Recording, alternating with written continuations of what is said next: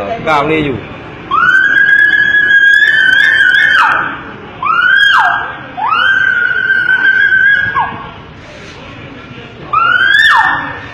Kalau kau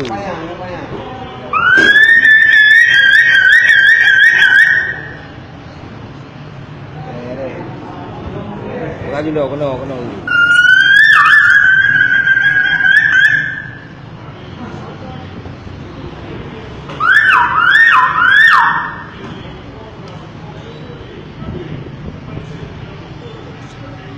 Kena kau. Kesian hari libur.